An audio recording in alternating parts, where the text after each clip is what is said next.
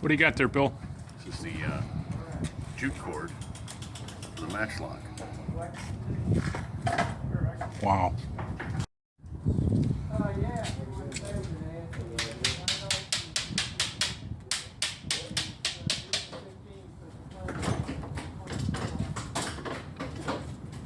Get the hell out.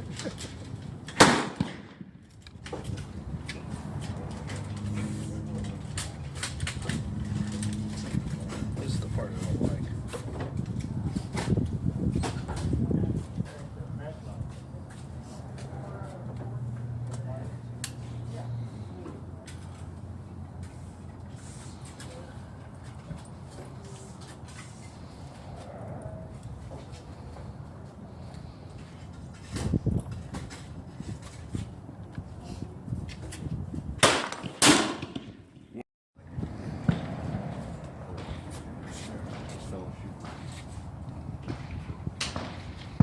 Preparing to fire the matchlock.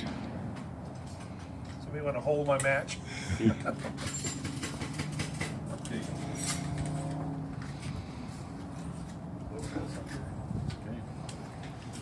Want to blow on a little bit?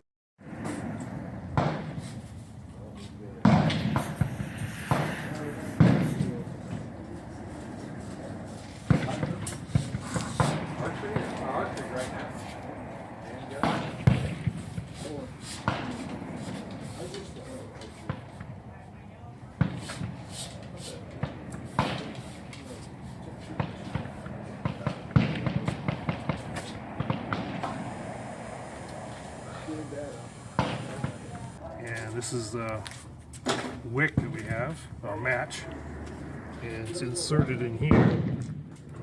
You know, Christmas? No, we didn't. It was just too chilly. In a clamp. Yeah, probably. Looks pretty tricky. Pretty tricky. Tightened it up, It has to be warm enough to get the white and we're using 4F or 3F powder so we might run out. for the flash pan.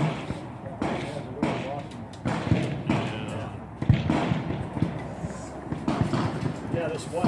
A lot of people never saw this. Something a history book. Hopefully this thing will We're focusing on the fire. go off. You know, We did one time before. Picked this rifle up from a man in Prescott, Arizona. yeah, we're Yeah. talking about getting out there again. So we'll see if she goes off. Makes a big puff of smoke about all she's been doing. Yeah. After the rain, you go out and you find your arrowheads. Oh, really? Oh, yeah. Whereabouts? He's right on the edge of the creek there.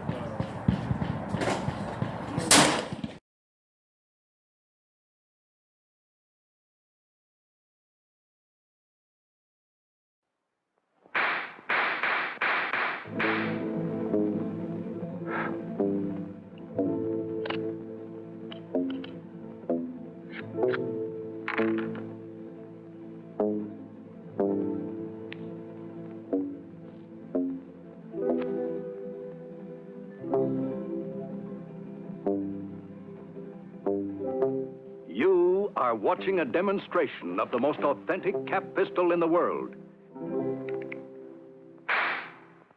It has exclusive fanning action and shoots safe shooting shells with greeny stickum caps.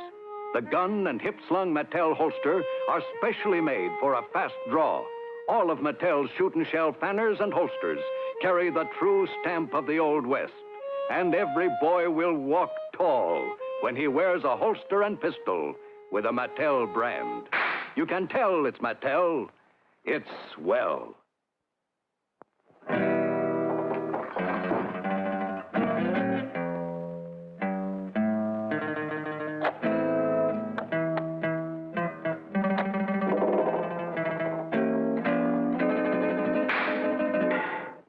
This is the Mattel Shootin' Shell Winchester, the only toy rifle that looks real enough to carry that famous Western name. It fires greeny stickum caps and safe shootin' shells, and ejects them.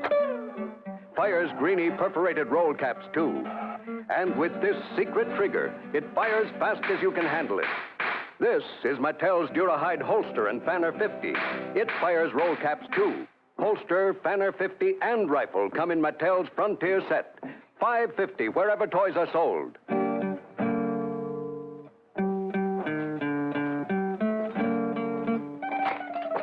You can tell it's Mattel. It's swell.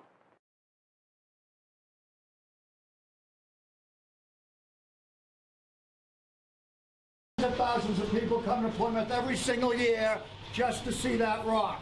And I'll be honest, when most of them show up, they are somewhat underwhelmed. However, if you know some of the stories, it makes it better. In the 1700s, the town of Plymouth, we were going to build a pier over that rock. So the elder of the church, Elder Fons, walked 3 miles to say goodbye to the rock. I know that doesn't sound like a big deal, but keep in mind, Elder Fons was 95 years old when he walked those 3 miles. Poor man reached the rock with tears in his eyes. Folks in town looked at him and said, "Hey, Elder Fons, what's the big deal? It's a rock." He said, "No, that's not a rock. That's the rock. That's where the pilgrims stepped when they got off the Mayflower." Folks looked at him again and said, "How do you know that?" He said, "For crying out loud, I'm 95 years old. I knew him. They told me that." And he was such a man of high character and integrity, everybody in Plymouth believed him. Folks, we never built the pier. I, for one, also believe him. I do believe that's where the pilgrims stepped when they got off the Mayflower. However, I will assume most of you will agree with me. They must have got out in single file.